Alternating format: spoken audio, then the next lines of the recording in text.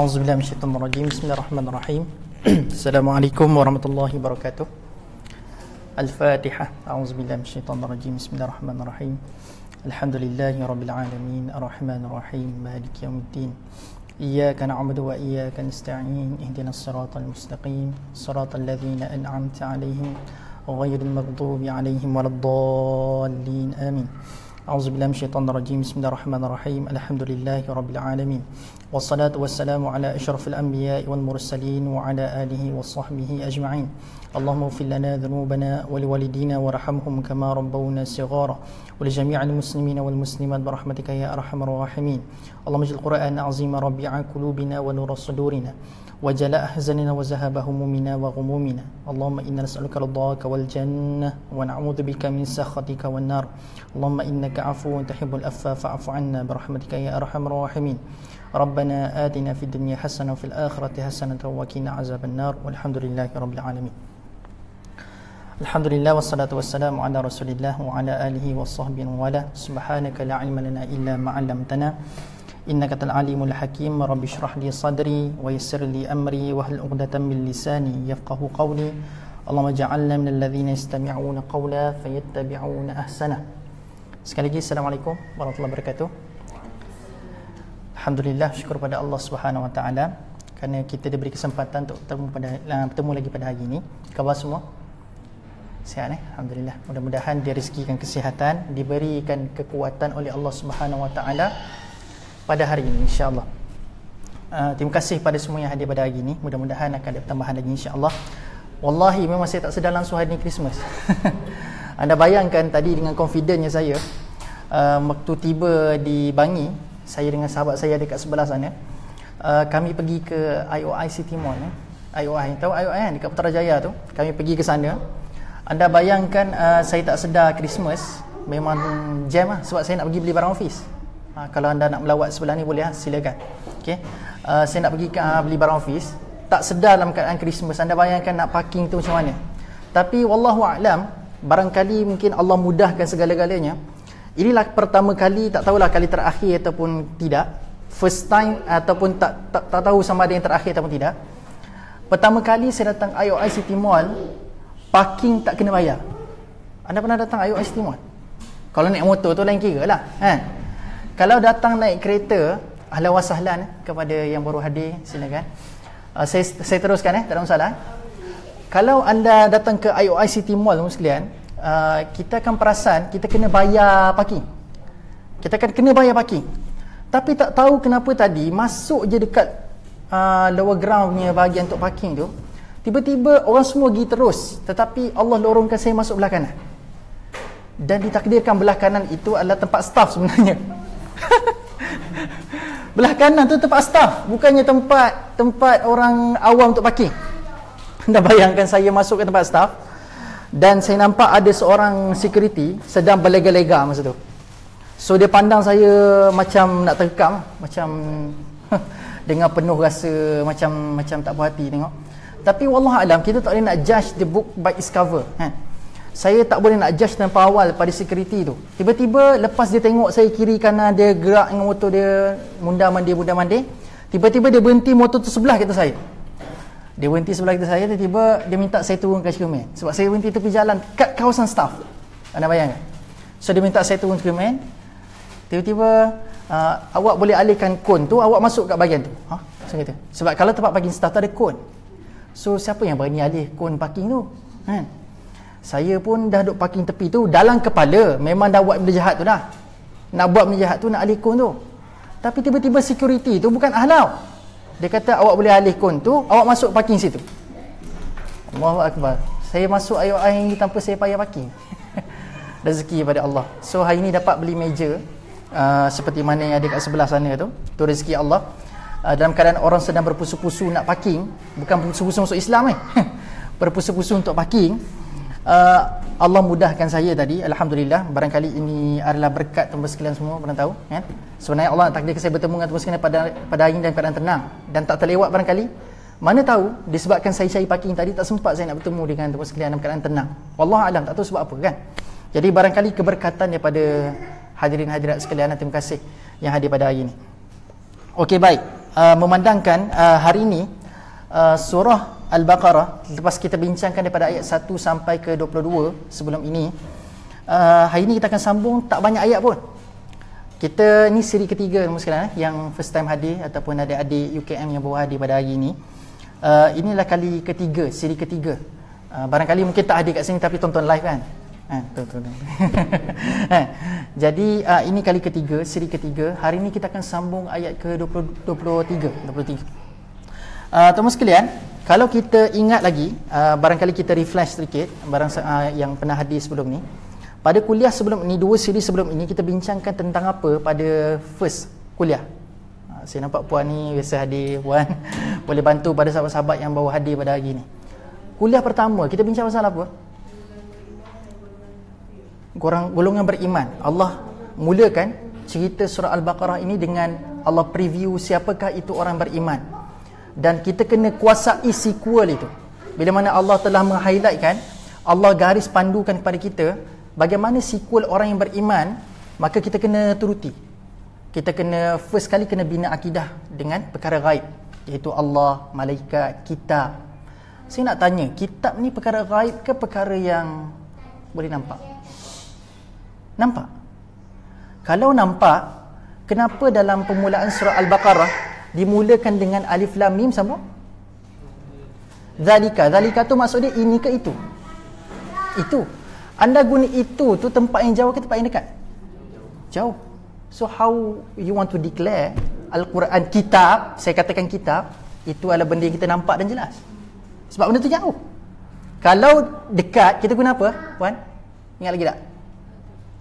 Hadha. Yes. Kalau dekat, kita guna hadha. Kalau jauh, kita akan gunakan itu ataupun zalika. Permulaan surah Al-Baqarah bukannya hadzal Quran, tetapi zalikal kitab. Ini dia menariknya dari sudut bahasa. Dan beriman dengan perkara gaib, ini sequel pertama. Anda kena bina satu keutuhan. Kita semua kena bina satu keutuhan iman kepada perkara gaib terlebih dahulu. And then datang kemudahan untuk kita menunaikan salat. Alladzina yu'minuna bil ghaib wa yuqimuna as-salah wa mimma razaqnahum yunfiqun.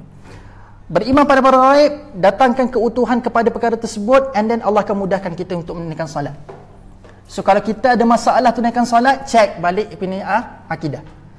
And then Allah kata kalau kita berjaya mendirikan salat dengan terma yuqimunas salah, bukan sekadar salu sahaja, tapi yuqimunas salah, and then baru Allah akan mudahkan kita untuk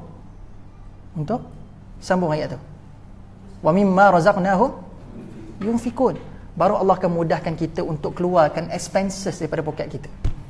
So kalau kita nak cek iman kita, kalau kita nak tengok, kalau kita ada masalah dengan salat, cek balik kita punya akidah kita. Cek balik kita punya kepercayaan kepada perkara gaib. And then kalau kita dah berjaya pak salat, tiba-tiba kita rasa macam ada masalah pada kita punya, rasa macam susah nak keluar duit untuk infak jalan Allah Subhanahu Wa Taala, cek balik salat. Barangkali salat kita bermasalah, Allah akan susahkan kita untuk melaburkan harta pada jalan Allah Subhanahu Wa Taala, iaitu infak. Okey, baik. Itu permulaan. Anda disambung dengan golongan orang kafir. Dan pada siri kedua kita bincangkan panjang lebar pasal siapa? The hypocrites ataupun munafik. Panjang lebar Allah syarahkan kita pasal hipokrit ni ataupun orang-orang yang munafik. Maka kita sedar sekarang ini permulaan surah Al-Baqarah memulakan dengan mengkategorikan manusia kepada 3 kelompok, iaitu orang beriman, orang kafir, yang ketiga adalah orang munafik. Persoalan saya, kalau kita benar-benar faham pada siri kedua ataupun kita pernah dengar kuliah-kuliah sebelum ini, saya nak tanya, orang munafik beriman atau tidak? Dia dikonsider tak orang yang beriman? Ataupun mereka ni memang totally tidak beriman pada Allah? Jawapan. Kalau kita benar-benar perhatikan Al-Quran in total, kita nak katakan orang munafik ini orang beriman ke ataupun tidak? Beriman.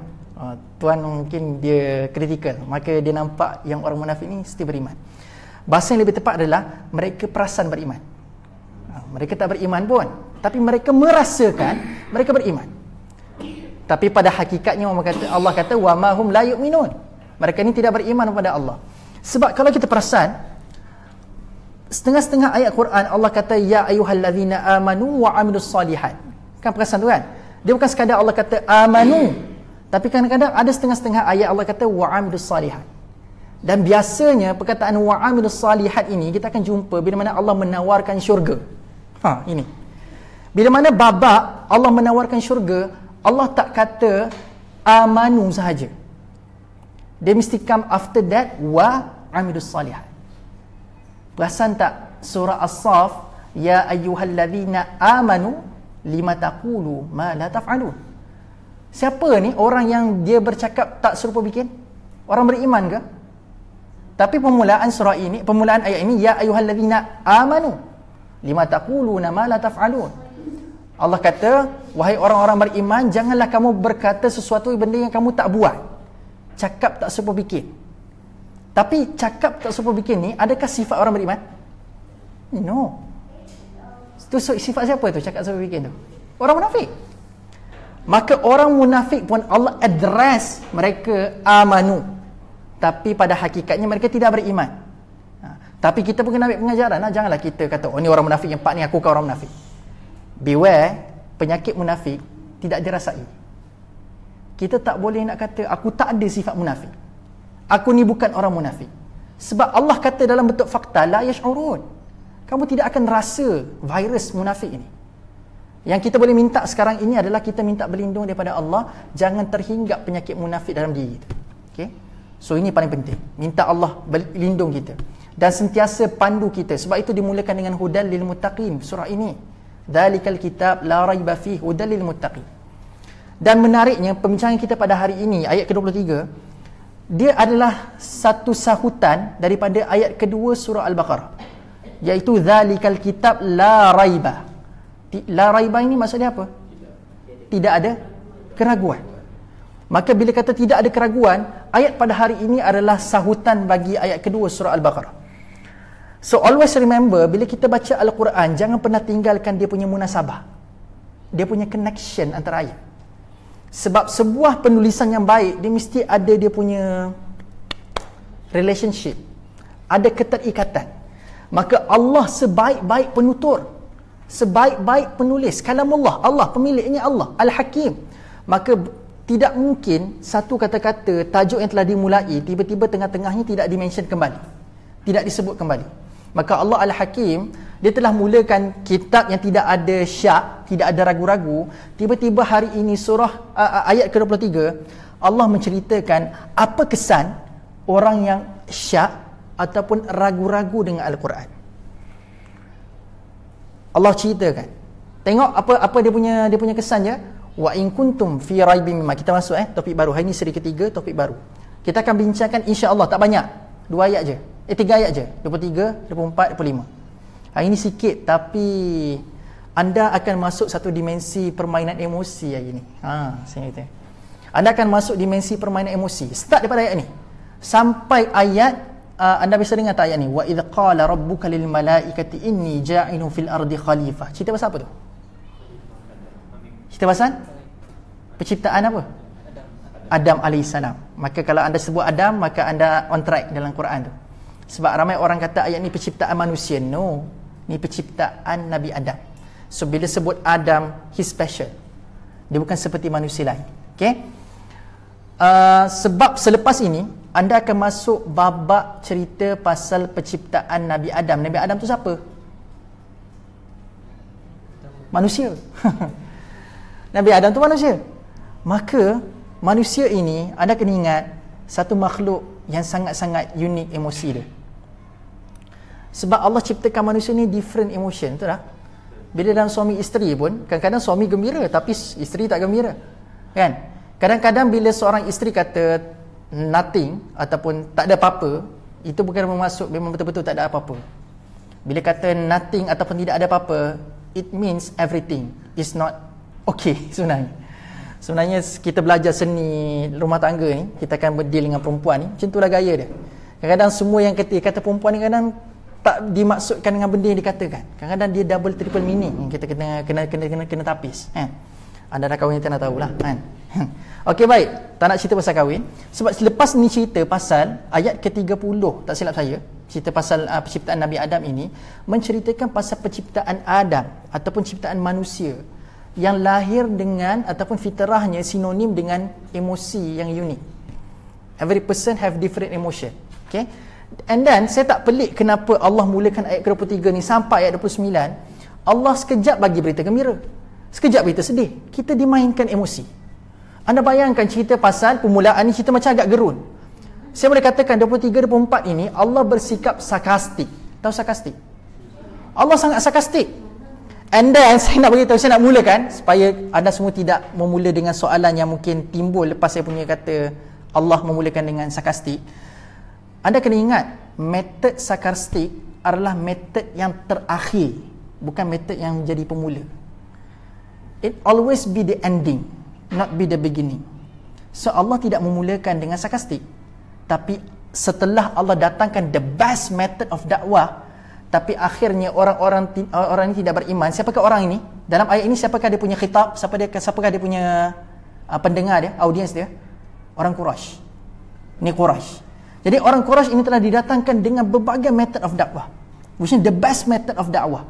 Tapi akhirnya mereka tidak lagi beriman. Mereka tidak mahu lagi beriman kepada Allah Subhanahu Wa Taala.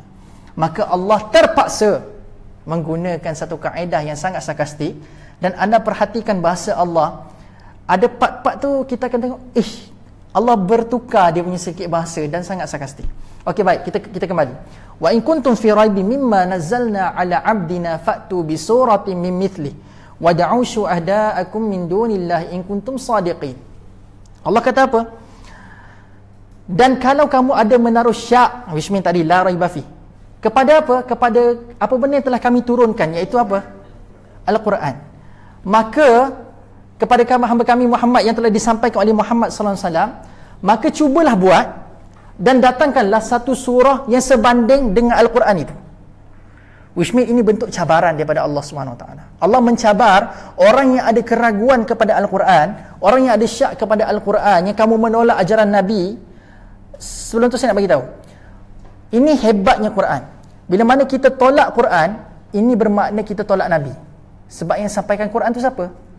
Nabi. Dan Nabi dapat Quran ni pada siapa? Nampak tak kesan tolak Quran? Tolak Quran bermakna tolak Nabi dan tolak Allah. Tak boleh jadi kita kata aku percaya Allah, aku percaya pada Rasul, tapi Quran tak nak baca, Quran tak nak ikut. Itu masalah. Sebab yang menyampaikan Quran ini Nabi, yang sampai kepada Nabi itu siapa? Allah. So reject Quran bermakna reject Nabi dan bermakna juga reject Allah Subhanahu Wa Taala. Beware. Rukun iman tidak bermakna 6 tolak 1 jadi 5. 6 tolak 1 jadi kosong. Ini konsep rukun. Hari ini di dunia matematik kita kata 6 tolak 1 jadi 5. Tapi dunia rukun 6 tolak 1 jadi kosong. Okey. So Allah kata kalau kamu syak, kamu ragu, datangkan satu surah. Ini bukti kekuasaan Allah. Dengan banyaknya ayat Quran, dengan sempurnanya dekat Lauh Mahfuz Alkitab, maka Allah mencabar daripada berapa surah dalam Quran pada hari ini? 115 surah. 114. Saya anak masih tak tidur lagi lah, alhamdulillah. Okey, 114 surah. Maka Allah kata, cukup sekarang ni aku nak cabar kamu yang meragui dan syak kepada Quran, datangkan satu surah. Satu surah je. Tak payah banyak, satu surah je. And then menariknya adalah Allah sambung lagi dengan wad'u syuhada'akum min dunillahi in kuntum sadiqin. Anda perasan tak Allah kata selepas Allah cabar orang tu datang satu surah, tiba-tiba Allah tutup cerita ni dengan datangkan saksi yang boleh support kamu. Allah tak kata datangkan expertise. Biasanya kalau nak cipta satu surah, anda perlukan saksi ke? Anda perlukan kawan ke? Ataupun anda perlukan kemahiran? Saya nak tanya anda. Kalau contohlah anda dapat assignment dalam kelas kan, anda budak UKM, anda dapat assignment. Bila anda nak buat assignment, hari ini mungkin anda akan jawab jawapan B ni saya rasa ni. Anda perlukan kemahiran ke perlukan kawan? Hari ini mungkin barangkali anda perlukan kawan, kan? Tapi biasanya kita perlukan kemahiran. Kalau kita nak menulis thesis PhD barangkali, kita perlukan kemahiran, expertise, perlukan kepakaran. Maka dengan kepakaran anda menulis, anda diangkat sebagai masters, anda diangkat sebagai doctors, filosofi, doctor of philosophy, PhD barangkali. Tapi tiba-tiba Allah kata datangkan satu surah, which mean anda perlukan satu kemahiran berpidato barangkali. Anda kena ada kemahiran untuk mencipta syair barangkali. Maka anda perlukan kemahiran untuk menulis barangkali. Tapi Allah tak minta datangkan kemahiran. Allah minta datangkan apa? Saksi.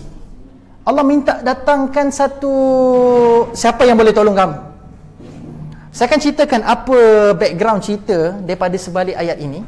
Maka kita akan nampak betapa yakinnya Allah, sebab ayat selepas ini Allah beri jaminan mereka tidak mampu pun nak cipta satu surah. Dan kesan daripada ini adalah ramai manusia masuk Islam kesannya selepas Allah cabar orang Quraisy mendatangkan satu surah, tapi akhirnya mereka tidak mampu, yang akhirnya kesan juga daripada cabaran ini ramai juga yang masuk Islam, okay, pada zaman Nabi. Dan saya nak mulakan satu lagi cerita pasal babak ini. Ada seorang ini nama dia adalah Utbah bin Rabi'ah. Anda kena ingat figure ini. Ini antara background ayat ini. Utbah bin Rabi'ah ini, dia adalah satu figure yang memusuhi Islam pada satu ketika dahulu. Dia sangat memusuhi Islam. Dan boleh dikatakan Utbah bin Rabi'ah ini, kalau kita ambil situasi semasa, kalau kita nak boleh samakan dia dengan siapa, dia adalah Osman Awang zaman kita. Dia seorang komentator. Osman Awang komentator kan? Tak silap saya, ke saya silap? Betul? Osman Awang, almarhum kan? Almarhum Osman Awang. Anda pernah dengar dia komentator bola sepak? Bila dia mengecarakan bola sepak, kalau anda tak ada dekat depan dia pun, ataupun anda tak berada dekat padang tu pun, anda dah boleh merasai jiwa dekat padang bola tu. Anda rasa bola tu dekat mana, anda boleh tahu setiap detail. Maka kemahiran Utbah bin Rabi'ah adalah menggambarkan satu kalam, satu words dalam bentuk suasana yang jelas. Which mean, kalau dia berceramah, memang orang akan memang faham dengan jelas, sebab dia memang pakar memahamkan orang. Dan kelebihan kedua Utbah bin Rabi'ah ini adalah dia mahir berpidato. Dia sangat mahir berpidato. Which mean pada zaman ketika itu, kalau kata siapa mahir pidato, automatically dia mahir untuk bersyair. Pada zaman Nabi, kalau siapa yang declare dia pandai pidato ketika itu, maka automatically dia juga pandai bersyair. Kalau pandai bersyair, apa lagi kelebihan, apa benda yang perlu ada pada orang yang pandai bersyair? Pandai tulis? Pandai tulis syair. Which mean dia sangat high literal punya person. Dia sangat-sangat terpelajar, sebab dia pandai untuk menyusun ayat dengan sempurna sampai orang boleh faham dengan jelas. Tapi satu ketika, satu lagi kelebihan keempat, dia pandai berdebat. Saya nak bagi tahu apa kelebihan ni. So apa signifikan tentang ayat ni? Dia pandai apa yang pertama ni? Dia pandai apa? First kali kelebihan dia. Tak, tu kedua. Dia pandai menggambarkan suasana itu jadi jelas, so orang boleh rasa. Yang kedua, dia macam ni dalam bahasa mudahnya, ayat pertama ni, dia pandai memvisualisasikan satu keadaan. Dia hebat dalam buat orang berimajinasi. Dia pandai buat orang bermimpi, orang imajinasi. Yang kedua tadi, kelebihan dia pandai berpidato. Kelebihan ketiga, pandai bersyair. Pilihan keempat, pandai berdebat. Dia syair dengan menulis itu sekali. Okay? Jadi anda bayangkan orang yang pandai debat, dia biasanya kalau jumpa orang dia tak akan kalah. Dia biasa sentiasa nak menang. Dia sentiasa nak menang. Sampai sahabat-sahabat di sekeliling Utbah bin Rabi'ah ini, dia kata macam aku dah feras sangat nak bercakap dengan kau ni. Kau sentiasa nak menang. Semua kau tahu, kau je menang belaka. Maka sahabat-sahabat ini, dia kata, bukan sahabat-sahabat Nabi, sahabat-sahabat Utbah bin Rabi'ah kata, why not kau berjumpa dengan Nabi dan berdebat dengan Nabi. Maka Utbah bin Rabi'ah sebagai orang yang ada ego yang sangat tinggi, dia terpelajar, dia pandai pidato, dia pandai bersyair, dia kata siapa lagi lebih pandai daripada aku? Maka dia berjumpa dengan Rasulullah SAW sebab dia rasa macam tercabar. Maka berjumpa dengan Muhammad SAW, maka dia pun datang dengan rasa nak hina Nabi. Sebab orang duk kata, apa hebat sangat Nabi ni, sampai sahabat-sahabat aku duk cabar aku pergi jumpa dengan Nabi. So maka dia berjumpa dengan Nabi SAW dalam keadaan dia berniat untuk menghina Nabi. Anda bayangkan dia berjumpa dengan Nabi, dia terus menghina Nabi. Kau ni sekian, cakap ni sekian. Maka akhirnya tiba-tiba Nabi tanya, kamu dah siap belum? Dah habis cakap belum? Sekarang ni aku nak cakap. Dan anda tahu apa Nabi cakap? Nabi memulakan dengan surah Al-Fussilat. Surah Al-Fussilat. Nabi membaca surah Al-Fussilat. Dan anda bayangkan saat Nabi membaca surah Al-Fussilat ini, Utbah bin Rabi'ah menangis tak henti-henti. Anda bayangkan jiwanya hardcore sebelum tahu hardcore. Jiwanya keras sebelum ini, sentiasa nak menang. And then Nabi bagi dia bercakap panjang jela, hina Nabi, kutuk Nabi dan sebagainya. Tiba-tiba Nabi kata, kamu dah habis cakap belum? Aku nak cakap sekarang ni. And then Nabi membacakan surah Al-Fussilat kepada Utbah bin Rabi'ah. Anda bayangkan orang yang jiwanya haqqa tiba-tiba menangis depan Nabi. Menangis depan Nabi dalam keadaan, kalau bolehlah digambarkan dekat dalam itu, dalam cerita itu, dalam hadis yang sahih ni, dia kata sampai tahap Utbah bin Rabi'ah nak ambil tangan tutup mulut Nabi. Stoplah Nabi, aku dah tak boleh nak tahan dah.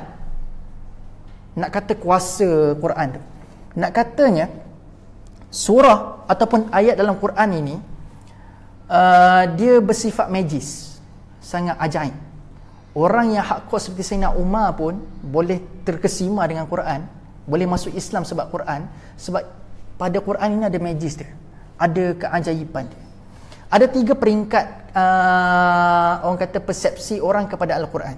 Yang pertama, orang kata Al-Quran ini dibawa oleh orang gila. Ni saya wujudkan 3 peringkat.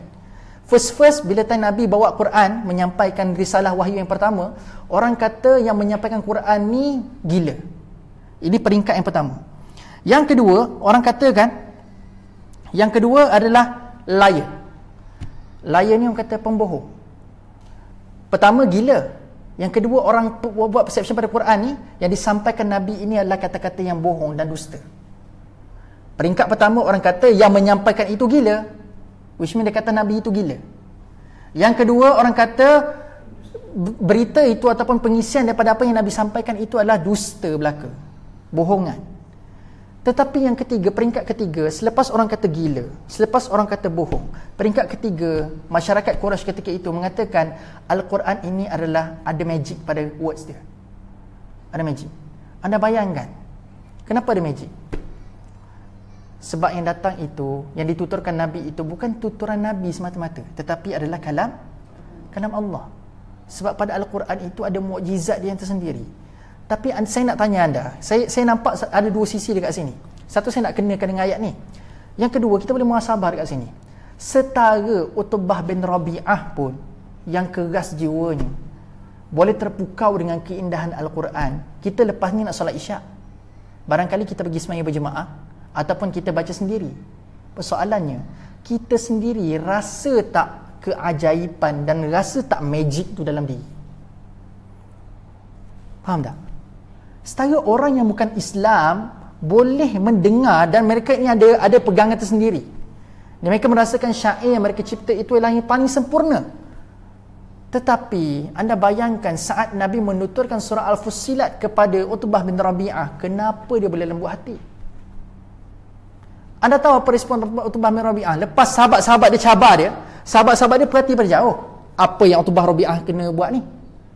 Apa kesinambungan daripada pertemuan Utbah dengan Rasulullah? Tapi anda bayangkan sebab daripada jauh tak dengar suara, tiba-tiba Utbah balik jumpa sahabat-sahabat dia. Apa komen Utbah? Pada kalamnya ada ajaib. Pada kalam yang telah dituturkan Nabi ada keajaiban, ada magis. Tapi hari ni kita baca Quran, rasa tak? Lepas ni contoh kita nak baca surah Fatihah, ataupun surah yang kita nak baca surah Fatihah tu, apa kesan pada diri kita? Ataupun kita dalam kepala kita mindset adalah apa surah paling pendek kita nak baca dalam solat lepas ni? Nak katanya, kalau kita benar-benar beriman dengan Al-Quran, kita kena merasakan setiap bait yang kita tuturkan daripada Al-Quran ada keajaiban pada diri kita. We have to feel the magic. Saya nak tanya anda, gila, kita boleh kata orang tu gila dengan apa biasanya? Kan tadi kan ada 3 peringkat kan? Yang pertama apa tadi? Gila. Kedua, bohong. Yang ketiga, magic. Saya nak tanya anda, kita boleh declare orang tu gila atau perkara itu gila dengan apa? Dengan mendengar ke? Mendengar dan melihat, betul? Kan? Kalau kita tengok orang tu pakai compang-camping, contoh kita tengok orang tu pakai compang-camping, apa lagi? Tanda-tanda orang tu gila. Rambut serabai, baju kotor, maka kita lihat, kita kata orang tu gila. And then boleh jadi juga kita kata kita dengar, and then kita kata orang tu gila. Sebagai contoh, kita dengar satu berita yang nonsense ke akal, and then kita kata gila orang ni. Dengan pendengaran pun kita boleh mengatakan orang tu gila. Okey, pergi pada cerita kedua, peringkat kedua, iaitu dusta. Dusta ni kita boleh declare orang tu berdusta dengan apa? Dengar ke lihat? Dengar kan? dengar cerita, oh ya ke, aku dengar cerita ni lain, aku baca lain. Maka biasanya dusta ini datang dengan peringkat pendengaran. Tak kita katakan orang itu berbohong dengan melihat. And then peringkat ketiga, saya nak tanya anda, magic kita dengar ke kita lihat?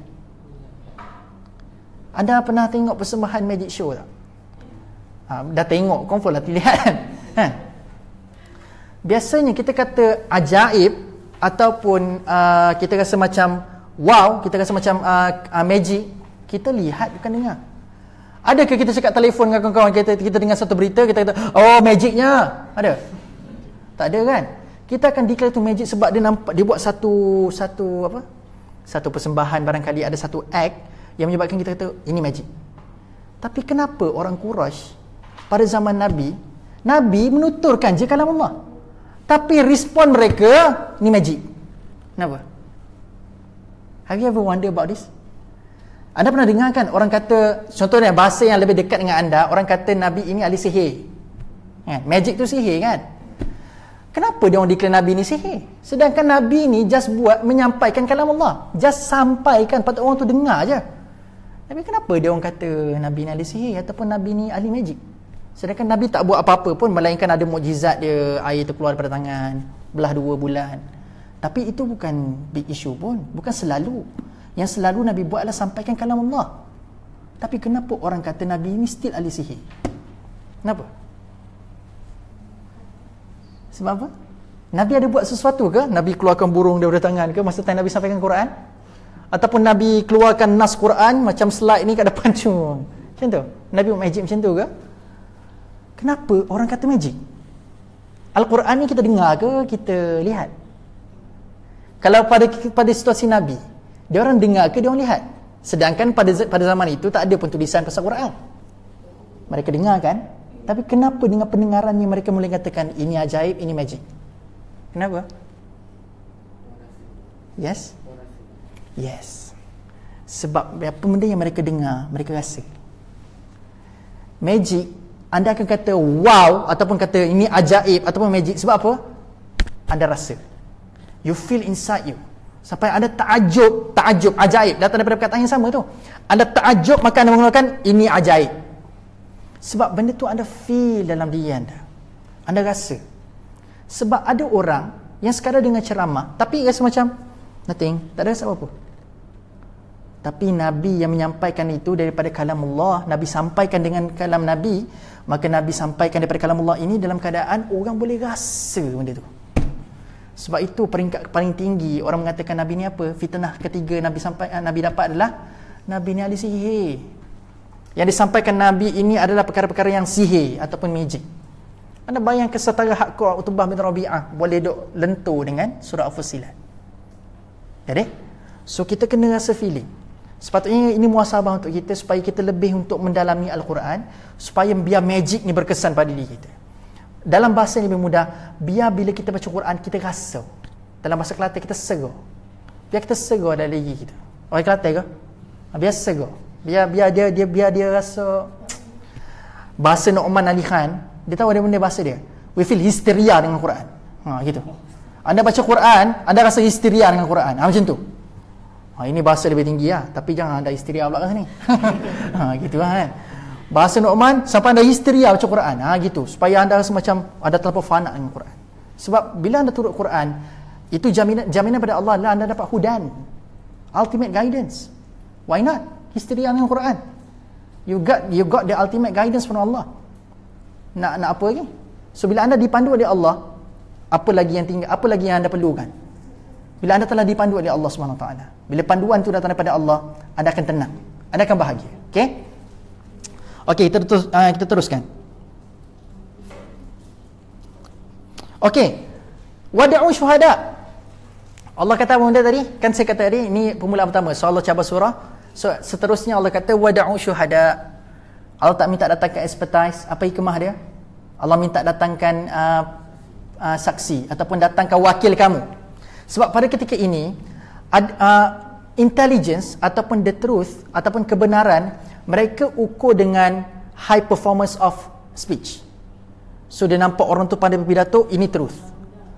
So pengaruh mereka tak katakan Quran ni benar, tapi bagi mereka untuk mengesahkan, untuk mengesahkan ini adalah kebenaran, mereka akan nilai daripada tiga bentuk. Yang pertama adalah high level of speech.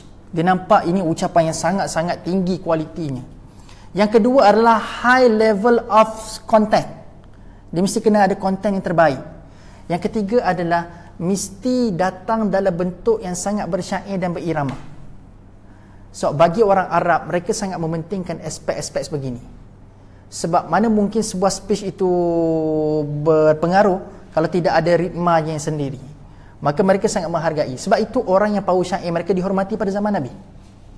Orang yang pandai bersyair dihormati pada zaman Nabi. Maka tiga benda ini mereka jadikan sebagai kayu ukur untuk menilai kebenaran. Maka sudah pasti sebelum kedatangan Al-Quran, mereka dah dia punya, orang kata dia punya figure-figure yang mahir pasal ni. Mesti dia berpegang pada kebenaran kan masa tu kan, sebelum Quran datang. Maka bagi dia mesti ada figure-figure yang mereka respect dari sudut speechnya, yang mereka respect dari sudut kontennya, yang mereka respect dari sudut pandai bersyairnya. Maka kenapa Allah minta datangkan syuhada ini? Maka Allah kata, lepas kamu buat satu surah, berjaya ataupun tidak itu, maka aku nak kamu datangkan pula ketika itu ataupun datangkan saksi, datangkan pembantu kamu untuk bersama dengan kamu. So at least mereka boleh check apa yang kamu buat tu setanding tak dengan ayat Al-Quran. Gitu. Ini background ayat dia. Maka kenapa Allah tak minta datangkan kemahiran? Sebab bagi kamu ada respect someone. Kamu ada respect orang yang sangat berpengaruh pada zaman kamu, yang pandai berpidato, pandai ucapan, pandai syair. Maka sekarang aku nak minta kamu datangkan mereka. At least bila aku comparekan surah yang aku buat, iaitu Allah buat, dengan surah yang kamu buat, mereka boleh declare mana yang lebih baik. Gitu. Sebab itu Allah tak minta datangkan kemahiran. Sebab sampai bila-bila pun manusia tidak akan mahir dan mampu untuk buat satu surah melawan Al-Quranul Karim. Sampai bila-bila pun. Jaminan dia kat mana? Ayat seterusnya. Fa in lam taf'alu wa lan taf'alu fattakun naral lati waquduhan nas wal hijarah uiddat lil kafirin. Okey. Yang ni kita kena berikan perhatian sungguh pada ayat ni. Sebab apa? Allah kata, maka kalau kamu tidak dapat membuatnya dan sudah tentu, Allah beri jaminan pula. Yang ini highest level of challenge. Kadang-kadang kita duk cabar orang, kita pun tak tahu kita boleh buat ke tidak kan. Hari ni kita kat dunia kan, aku cabar hang pergi biasa cabaran kita buat. Aku cabar hang pergi masjid 40 hari. Baik sangat kan, ahli syurga. Aku cabar hang Allah, apa benda ya? Anda tak ada biasa dapat cabaran ke daripada kawan-kawan? Tak main cabar-cabar ni. Anda cabar makan benda pedas. Apa-apalah, tak kisahlah kan. Kadang-kadang kita duk cabar benda yang kita tak mampu buat. Kita tak pernah buat pun benda tu. Tapi kita pun punyalah kata, aku cabar kau benda ni. Sedangkan kita tak pernah buat pun benda tu. Tapi bila Allah cabar, which mean Allah terlebih dan tersangat mampu dan maha mampu benda tu dia buat. Dan Allah beri jaminan, Allah tidak akan pernah kalah dalam cabaran ini. Dan Allah beri jaminan pula, mereka yang aku cabar ni takkan mampu lulus cabaran ni. Mereka buat dan sudah tentu kamu tidak akan dapat membuatnya. Allah telah berikan keputusan. Kalau kita hari ni kita main agak-agak aja, tetapi keputusan Allah itu pasti. Mereka memang tidak mampu pun untuk mendatangkan satu surah untuk melawan Al-Quranul Karim, melawan satu surah daripada Quran. Kita kat dunia ni duk cabar orang boleh sedap, tapi rizaknya tak mampu. Kadang-kadang kita duduk betting pula kadang-kadang kan. Kalau hang mampu buat benda ni, aku bagi hang 100, aku bagi hang RM50 kan. Tetapi kita duduk dalam keadaan kita, dalam diri kita ada doubt, ada ragu-ragu. Orang ni mampu buat ke tidak ni? Kalau mampu kan habis kata aku. Kan? Tak kan? Kita duk, bila kita duk mencabar ni, kita duk doubt, kita duk ragu-ragu, kita was-was ni. Wish, kalau aku dah betting tinggi-tinggi ni, betting 1000 pula tu, kan? Kan dia mampu buat kan habis 1000 aku. Kan? Tapi Allah, bila Allah cabar, result dia confirm. Resultnya pasti. Dia bukan result yang ada keraguan. Allah cabar dan Allah tahu rizaknya apa, mereka tak mampu nak buat. Ini kelebihan, dan memang inilah kita kena tahu kuasa Allah Subhanahu Wa Taala. Bila Allah janji, Allah akan tepati. Dan bila Allah cabar, Allah sentiasa dan maha menang segala sesuatu. Okey? Kenapa saya minta anda berikan perhatian? Anda perasan tak, lepas Allah kata kalau kamu tidak dapat membuatnya, dan sudah tentu kamu tidak dapat membuatnya, tu keputusannya. Lepas tu Allah sambung, fattakun nar. Saya nak tanya anda, fattaku ni maksud dia apa? Bertakwa kan? Tapi kenapa kat sini Allah tak minta orang yang cuba, orang yang syak dengan Quran ni dengan satu perintah, jauhkan diri kamu ataupun minta berlindunglah diri kamu daripada azab ataupun api neraka. Tapi perkataan dekat situ fattakun nar. Apa maksud fattakun nar? Kalau kat situ anda baca benda, peliharalah diri kamu daripada api neraka. Sedangkan fattaku, orang bertakwa apa? Ittaqu ini diberikan kepada orang yang beriman. Tapi kat sini Allah berikan gelaran itu tapi disekalikan dengan satu azab, iaitu an-nar, iaitu api. Anda tak rasa pelik? Sepatutnya kat sini contohnya anda boleh minta fa'udhun nar, minta Allah berlindung. Aku berlindung daripada api ini. Minta a'udhu ke, minta isti'azah ke, minta isti'anah ke, minta pertolongan ke. Tapi tiba-tiba Allah gandingkan satu sifat orang beriman yang tinggi, iaitu fattaku, dengan satu perkara yang memang ada dalam neraka, iaitu api. Allah nak minta kamu hati-hati dengan api. Sebab kalau anda perasan ayat 1 sampai ayat ke-22, kita akan tengok Allah nak berikan peringatan supaya kamu at least datangkan dengan rasa takut. Sebab Allah kata, aku dah beri banyak peringatan kepada kamu, dan jadilah kamu orang yang bertakwa. Sebab dengan orang bertakwa sahaja akan dapat the ultimate guidance tu, hudan lil muttaqin. Betul tak permulaan dia? Kamu jadi orang bertakwa, aku jamin kamu dapat hudan. Tapi kamu tak nak dengar. Kamu tulikan telinga kamu. Khatamallahu ala qulubihim wa ala sam'ihim. Kamu tulikan hati kamu, kamu tulikan pendengaran kamu. Kamu tak nak dengar. And then sekarang Allah kata dengan nada yang sinis dan sarkastik, sekarang ni aku nak still bawa pesanan yang sama, iaitu takwa, tetapi aku tak minta dah kamu bertakwa untuk pergi syurga, dapatkan petunjuk. Tapi aku nak kamu bertakwa daripada api. Bahasa Allah sangat sarkastik di sini. Gandingan yang sangat jauh dia punya similarities. Takwa dengan api, takwa dengan neraka. Tak kena. Takwa sepatutnya digandingkan dengan syurga. Tapi takwa digandingkan kali ini dengan neraka. Sarkastik tak? Sarkastik kan? Bahasa Allah Subhanahu Wa Taala. Waquduhan nasu wal hijarah uiddat lil kafirin. Dan hari ini kita dapat tahu daripada ayat ini, bahan bakaran untuk api neraka adalah daripada siapa? Daripada apa? Manusia dan batu-batu. Manusia dan batu-batu. Ini bahan bakaran api neraka. Kenapa Allah perlu mention ayat ni? Saya nak tanya anda. Kalau Allah tak mention api, Allah tak mention waquduhan nasu wal hijarah ni, complete tak ayat ni? Komplit je ayat ni. Allah kata berhati-hatilah kamu dengan api. Tapi kenapa perlu ditambah dengan api yang bahan bakarnya daripada manusia dan batu-batu? Kenapa? Perlu tak point ni kepada diri anda untuk tahu pasal logically lah, perlu tak kita tahu pasal apa bahan bakar api ni? At least kita nampak dia menyala, sudahlah. Kalau macam anda kan buat barbecue kan, anda buat barbecue kan susah nak nyalakan api arang tu kan. So bila anda nyalakan, orang tak tanya kau buat apa sangat ni, apa bahan bakar dia.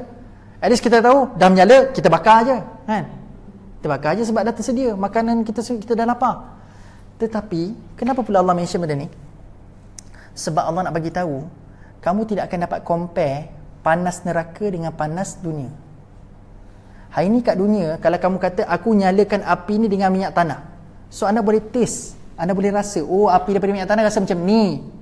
Aku nyalakan api ni dengan gas dapur rumah tu, so anda pun boleh pergi kat tengah anda, oh api dekat api untuk ni, untuk dapur gas macam ni rasa dia. So anda boleh buat satu penilaian, oh kalau macam ni api yang dinyalakan oleh minyak tanah lebih panas. So anda boleh buat comparison. Tetapi Allah kata bahan bakar api neraka daripada apa? Daripada apa? Daripada manusia dan batu. Campuran dari kedua-duanya. Kalau kita kejam, kita boleh buat benda ni. Kita pergi ambil manusia, kita bakar manusia. So bahan bakarnya manusia. Tapi tak pernah berlaku lagi. So Allah kata bahan bakar daripada api ni daripada manusia dan batu. Tapi anda kena ingat, kita kat dunia ni, kalau kita nak buat api, kita perlukan api dan perlu manusia. Kalau kita kata nak ambil benda ni lah, kita perlukan api, kita perlukan manusia, kita perlukan batu. Tapi no, teman-teman sekalian, Allah kata api ini ternyala disebabkan apa? Disebabkan manusia dan batu. Allah tak kata elemen ketiga mesti ada api. Kalau anda nak buat nyalakan api, anda perlukan mancis kan? Mancis, lighter. Tapi kat sini tak ada lighter tau. Which mean hanya batu dan manusia terjadi api. Get the point? Which mean Allah nak kata bertemu dua benda ni, ternyala api, maka api itu tak pernah kamu boleh bayangkan macam mana panas dia. Hanya Allah yang tahu. Which mean anda boleh kata macam kat dunia ni ada terbuat satu eksperimen barangkali, oh aku boleh tahan panas api, aku boleh tahan panas api. So Allah kata no, aku buat satu api yang kamu tak pernah taste kat dunia ni.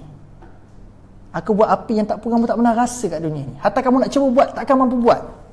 Gitu. Nakkan ni panas ni dahsyat. Panas ni dahsyat. So at least hari ni bercerita-ceritalah jangan masuk api neraka. Kadang-kadang ada orang berpersepsi, dia kata kalau kita beriman kepada Allah, at least kita dalam syahadah, bukan ke lepas kita kena azab lepas ni kita masuk syurga balik? Pernah dengar tak statement sebegini? Kan? Oh, aku kena azab dulu sekejap. Sekejap lah sangat kan? Satu hari dekat dunia, satu hari dekat neraka bersamaan dengan berapa hari dunia? Berapa hari? 1000 tahun. Macam sanggup tunggu. Satu hari. Kalau Allah kata kena azab 5 hari pun 5000 tahun tau. Dan masa dekat dalam neraka tak sama macam ni. Kita nampak TikTok 1 saat, 2 saat, 3 saat, tetapi masa itu milik Allah dekat akhirat nanti. So kita kena ingat benda ni sebenarnya. So jangan pernah bercita-cita nak masuk api neraka, dan ketahuilah memang neraka ini sangat-sangat panas. Sebab Allah tak kata dekat dunia ni kita dapat nak compare panas api neraka dengan panas dunia. Sampai bila-bila pun kita tak mampu nak compare. Okay. And then Allah tutup ayat ini dengan uiddat lil kafirin. Saya rasa saya tak pernah jelaskan lagi dalam kuliah sebelum ni dari mana datang perkataan kafir, kafar.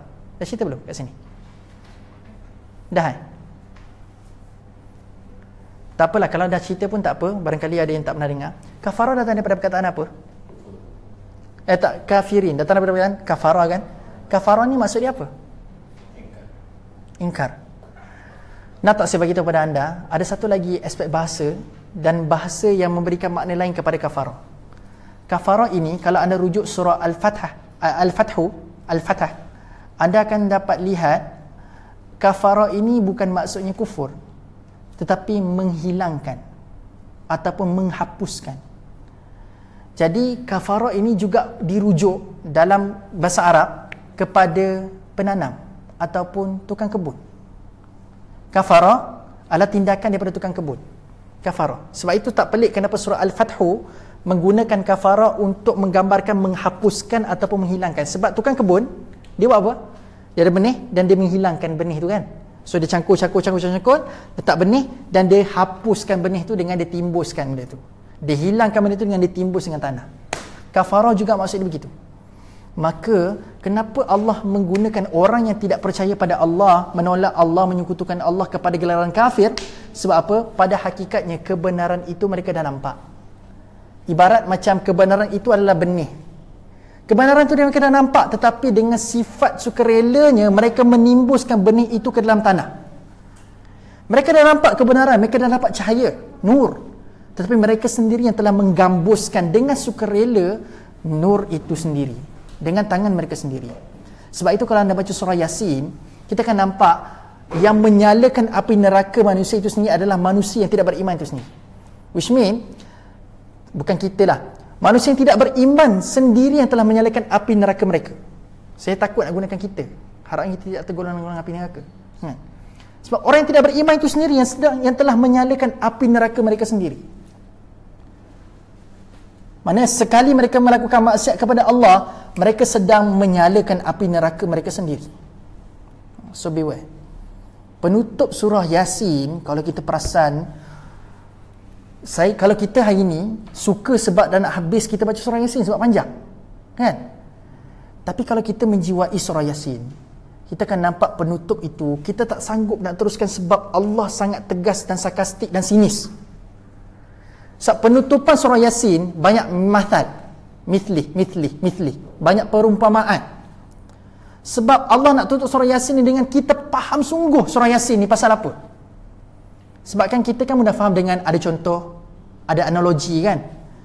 Anda tengok surah Yasin dimulakan dengan apa? Dimulakan dengan peringatan daripada atas, iaitu Al-Quran, wal Quranil Hakim. Selepas itu Allah kata ada orang ni telah diturunkan Quran tapi mereka reject Al-Quran.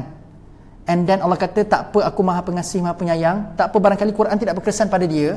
And then Allah datangkan apa pula? Sejarah. Lepas atas mereka reject, and then Allah datangkan pula sejarah. Cerita pasal apa? 3 orang Rasul. Pasal lelaki daripada ujung kota. Waja'a min aqsal madinati rajulun yas'a. Maka barangkali Quran tidak berkesan pada diri kamu. Tak apa, it's okay, aku maha pengasih lagi maha penyayang. Barangkali sejarah orang terdahulu berkesan untuk kamu, aku datangkan pula. Tapi anda bayangkan, lepas Quran mereka reject, saya nak tambah, mereka bukan sekadar reject, tapi silent rejection. Mereka reject dalam keadaan silent. Kedua, datangkan sejarah, mereka reject and silent. Tidak respon apa-apa. And then yang ketiga, lepas sejarah pun mereka tolak, Allah datangkan alam, benda yang kat depan. Barangkali atas kamu tak mampu nak capai, barangkali benda kat belakang kamu tak dapat nak toleh untuk lihat, tetapi benda kat depan takkan kamu nak dustakan juga. Datangkan alam, mereka still lagi kufur kepada Allah Subhanahu Wa Taala, masih lagi tidak beriman, dalam keadaan silent rejection. Tapi satu keadaan sahaja mereka bersuara, untuk apa? Bila sentuh buat apa? Mereka sebelum ni datang Quran tak respon. Datang sejarah tak respon. Datang alam tak respon. Tapi satu part je mereka duk respon. Pasal apa? Bila sentuh bab expenses. Bila sentuh bab keluar duit daripada poket ni. Oh, bila Allah minta infakkan harta kamu, tolong berikan rezeki kamu yang lebih itu kepada orang lain. Tiba-tiba mereka duk kata, bukankah Allah ini maha kuasa? Anut'imu man law yasha'ullahu at'ama. Kalau Allah nak bagi makan pada mereka ni, bukankah Allah ada kuasa untuk bagi makan pada mereka? Oh, telah senyap sebelum ni, tapi bila respon sombong. Allahu Akbar. Okay? And then penutup surah ini, Allah banyak bagikan perumpamaan-perumpamaan tentang azab api neraka, supaya manusia yang baca surah Yasin ni faham bahawasanya jangan kamu tergolong dalam golongan yang tolak perkara yang dekat atas, belakang dan depan. Sebab Allah nak bagi kita faham sungguh azab api neraka ni sangat pedih. Sangat-sangat pedih. Sebab tu baca surah Yasin, kalau kita meratapi sebab takut azab Allah tu tak apa. Tapi kita meratapi sebab kadang-kadang sebab ahli keluarga kita meninggal, kan? Baca surah Yasin sebab apa? Sebab barang yang kita sayang tu hilang, kita meratapi. Tapi alangkah bagusnya kita meratapi sebab Allah nak kita faham sungguh daripada surah Yasin. Janganlah kita golongkan diri kita daripada orang yang akan dimasukkan oleh Allah ke dalam api neraka Allah Subhanahu Wa Taala. At least hashtag dekat sini adalah jangan jadi mujrimun. Tahu mujrimun? Mujrimun ni maksudnya apa? Orang yang melakukan jenayah. Jenayah ni biasa kita buat sebab apa? Bukan kita buat lah. Jenayah ni kita declare orang tu penjaya sebab apa? Dia bersalah. Saya nak tanya lah, pernah tak anda pergi ke satu penjara, anda tanya orang tu, kenapa awak mencuri? Tak tahu ke mencuri ini salah dan kesannya boleh dipenjarakan ataupun boleh dihukum? Rata-rata orang yang buat salah semua tahu mencuri ini salah. Rata-rata orang yang masuk penjara, mereka tahu kesan mereka buat ni boleh masuk penjara. Dan barangkali mereka tahu kesan mereka buat ni mereka boleh dihukum mati. Tapi kenapa mereka buat? Yang mereka buat? Nak katanya kat sini, kebenaran telah ada pada depan mata kita. Kita baca Quran pada hari ini, kita lafaz syahadah kan, kita masih Islam pada hari ini, kita beriman kepada Allah Subhanahu Wa Taala. Maka jangan sekali-kali buat benda yang kita dah tahu benda tu kalau kita buat Allah akan bagi kita neraka. So jangan buat. Sebab kalau kita buat juga, kita tergolong dalam golongan mujrimun tadi, penjenayah dalam agama. So jangan buat benda ni. Okay? Sama-sama kita azam jangan buat. Okay? So kalau kita baca surah Yasin, anda tengok babak akhir surah Yasin. Saya cadangkan balik ni buka. Anda akan tengok Allah nak benar-benar kita faham sungguh-sungguh. Jangan masuk api neraka. Jangan masuk api neraka. Okay? Jelas kan? Sambung. Wa'iddas lil kafirin. Okay. Kan saya katakan tadi kita hari ni permainan emosi. Kan nampak seram sikit kan ayat 23-24 ni kan. Tiba-tiba anda perasan Allah beralih emosi kepada cerita gembira. Ayat ke-25. Tadi kan nampak macam keras, cabaran, keras, kan? Tiba-tiba mereka tak lulus, keras. Allah kata waquduhan nas wal hijarah. Apa dia? Wattaqun nar allati waquduhan nas wal hijarah. Kita pasal neraka, keras, ketakutan yang melanda kita. Tiba-tiba tengah kita duduk datang takut, tiba-tiba datang wabashshiril ladzina amanu wa amilus salihat. Tengok ni. Allah tak kata wabashshiril ladzina amanu je. Allah sambung wa amilus salihat. Sebab barangkali bila sebut amanu ada 3 jenis golongan. Yang pertama ada complete faith kepada Allah. Faith, betul sebutan saya, kan? Complete faith to Allah Subhanahu Wa Taala. Dia ada complete, sempurna dia punya iman kepada Allah. Which mean ini golongan yang wa amilus salihat lah. Golongan kedua adalah mereka ini ada weak iman. Mereka ini lemah imannya. Barangkali sekejap-sekejap mereka beriman, mereka solat, tiba-tiba esok dia tinggalkan. Barangkali hari ini baca Quran banyak, tiba-tiba esok tak baca langsung. Apa lagi? Apa benda biasa kita hari ni? Biasa kita culas. Puasa kan. Tahun ni puasa penuh, tahun depan tak puasa penuh. Untuk lelaki. Tahun ni puasa penuh, tapi tahun depan tak puasa penuh. Tu masalah tu. Kan? Dia macam iman dia yazid, kejap turun, kejap naik. So dia lemah iman. So tergolong juga dalam aman tu. And then kategori ketiga adalah yang tadi tu, yang saya sebutkan tadi. Dia boleh jadi orang munafik. So mereka ni perasan mereka ni beriman. Kan? Mereka ni perasan dan mereka merasakan diri mereka beriman. Okay? Tetapi Allah straight dan Allah clearkan terus siapakah golongan yang aku sedang berbicara dalam ayat ini. Bukan golongan kedua, bukan golongan ketiga, tetapi golongan yang pertama tadi yang ada complete faith to Allah Subhanahu Wa Taala, iaitu Allah tambahkan terus siapakah mereka. Mereka ni beriman dan Allah tambahkan satu lagi package, wa amilus salihat. Mereka bukan sekadar kata aku ni beriman dalam hati, mereka tasdikkan, mereka melafazkan dengan lidah, dan mereka, tapi dia tambah package yang ketiga, mereka ini melakukan dengan anggota badan dia. Segala gerak-gerinya menggambarkan iman dia kepada Allah Subhanahu Wa Taala. Amilus salihat. Okey? Itu berita baik. So harap-harapnya kita ni bukan sekadar amanu, tapi kita ni golongan orang-orang yang saleh, iaitu wa amilus salihat. Allahumma amin. Okey, sambung. Yang ni saya kata berita gembira tu. Sebelum tu, anda perasan tak wabashshiril ladzina amanu? Apa maksud dia? Dan berilah. Allah perintahkan siapa untuk beri kabar gembira ni? Dan berilah kabar gembira kepada orang-orang yang beriman. Allah perintahkan siapa untuk sampaikan berita ni? Nabi Muhammad. Sepatutnya kalau kabar gembira, kenapa Allah tak sampaikan sendiri je? Sepatutnya Allah boleh je guna perkataan yang lebih mudah untuk menggambarkan kuasa Allah menyampaikan berita gembira. Wa abashiru lil ladzina amanu. Aku sendiri, aku nak khabarkan berita gembira. Tapi kenapa Allah menggunakan mediator dekat sini untuk mendapatkan berita gembira? Kenapa? Sebab Allah nak sampaikan mesej yang saya sebutkan di awal tadi. Sebab apa jua yang disampaikan Nabi, basyira ataupun nadhira, semua itu juga datang daripada aku. So ramai orang ketika itu menanti-nanti berita gembira. Semua orang, kita semua menanti berita gembira, betul? Tetapi biarlah berita gembira ini disampaikan oleh yang telah aku lantik kat dunia ni. Walaupun aku sangat mampu, iaitu Allah sangat mampu untuk menyampaikan berita gembira ni, tapi no, aku nak biar orang yang telah aku lantik kat dunia, yang dinamakan sebagai Rasulullah SAW ini, untuk sampaikan berita gembira ini kepada kamu semua. Maka aku perintahkan kamu, wahai Nabi, sampaikan berita gembira ini kepada mereka yang beriman dan beramal soleh. So jangan kata beriman saja, tapi yang beriman dan beramal soleh. Okey, sebelum saya teruskan ayat ini, saya nak anda kena ada satu clear mindset. Bila Allah bercerita pasal syurga, Allah akan menggoda kita sehabis mungkin pasal syurga. Allah tak akan cerita bab syurga leki-leki tau. Allah tidak akan jadi seorang promoter yang macam dekat pasar malam, macam dekat supermarket yang jual air kowe tu. Abang beli air kowe lah, ada belah. Yang jual penapis air tu, kowe pula kan tersebut lah.